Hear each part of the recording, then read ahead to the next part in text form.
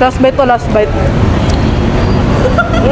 Ito nga pala yung trending at sikat na flavored ensaymada sa Calamba, Laguna na talagang pinipilahan ng napakaraming tao. Kaya napasugod na ako dito para matikman ng flavored ensaymada. At ang owner nga neto ay isang kilalang food content creator dito sa Calamba, Laguna. Kaya kung gusto mo rin masubukan at matikman, isearch mo lang sa Google Map ang Morales Versacio Commercial Center, Calamba, Laguna. At para naman sa iba pang detalye, bisitahin ang kanilang FB page. Kuya Rich TV, kamusta? Hoy, Charlie boy. Congrats, may negosyo ka na. Thank you, Pinipilaan thank you, brother. Grabe, pinipilaan. Oo. Pero boss, may nabalitaan ako boss Ano yun?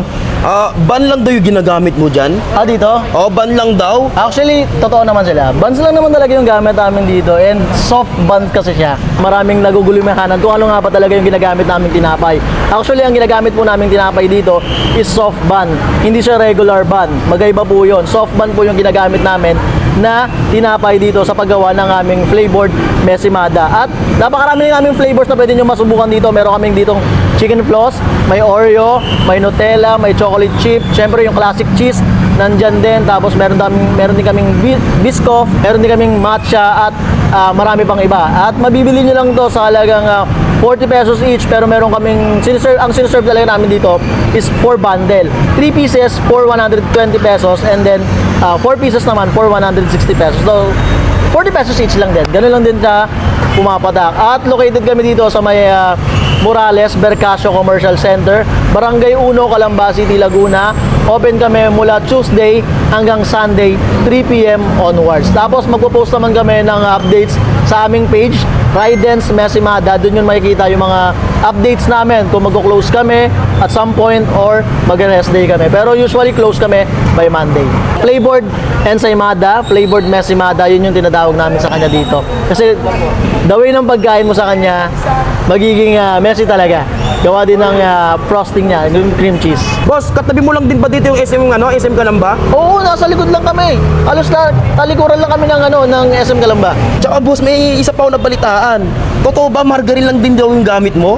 Ay, wala kasi akong idea eh. Ano bang margarine yun? No, ito ang gamit kasi namin dito is cream cheese talaga, mga Cream cheese. kalamba. Ano ba yun? Saan Cream ba cheese dito? talaga. Saan ba dito yun? Ayan, yung pinaka frosting niyan, cream cheese kasi siya. Cream cheese with butter siya, so hindi siya margarine. Hindi siya margarine. Yung tradition, no, margarine yung gamit, pero this one kasi is street style version ng ensaymada. So flavored mesimada na siya kung tawagin dito sa amin.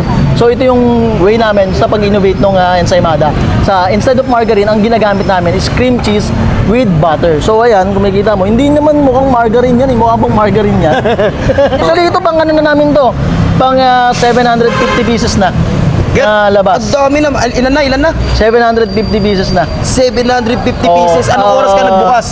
Nagbukas kami ng 3 p.m. and as of Anong oras now na ngayon? ay 5:13 pa lang. Uy, 5:30 pa lang, naka 700 2 hours. Kaya Rich, doon sa nagsabi sa'yo na, yung totoo doon, yung ban talaga Oo, gamit totoo. mo. Soft bun kasi. Pero yung sa hindi margarine na sinabi, hindi totoo yun yun. no? talaga yun. Pero hindi naman natin sila masisisi. Yun kasi yung way ng pag-a-answer review nila.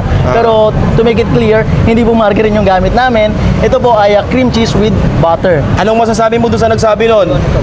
Wala naman tayong magagawa. Ganun talaga eh. Ano kaya Rich, titikman ko na. Oo bro, tignan mo na. Nandito nga pala tayo ngayon sa negosyo ng tropa dito sa may Calamba, Laguna. At guys, isang ganito 120 pesos, may tatlo ka ng klase ng flavored ensaymada, iba't ibang flavor yan.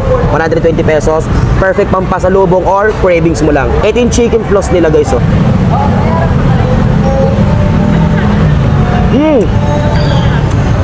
Sarap.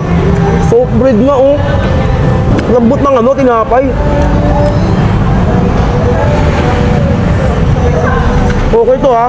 Okay, next. Next naman. Oreo. Legit na Oreo yan ha. Legit na Oreo yung ginamit.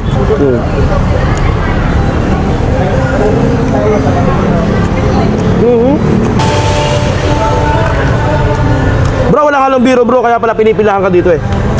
Ang sarap ng produkto mo. Baka sa susunod bro, nasa SM ka na ha. Sana. Sarap. Malaman. Sarap na ito. Okay, next. Nutella. Ang gawin yung Nutella. Legit na Nutella. Legit na Nutella.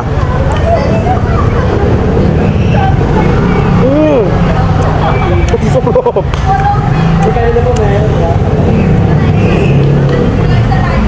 Mado. Kaya pala tawag dito Messimado eh. Bakit, Idol? Eh no?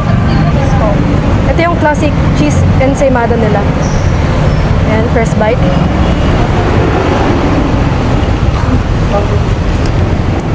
Lasang-lasa yung cheese ah. Nag-uumapaw.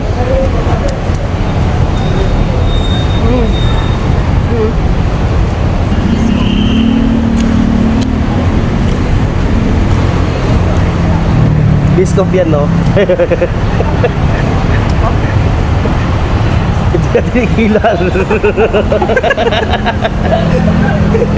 Walang pamunas eh. Didilaan ko na yung kamay ko kaya naubos ko muna. Hoy! Last bite to last bite.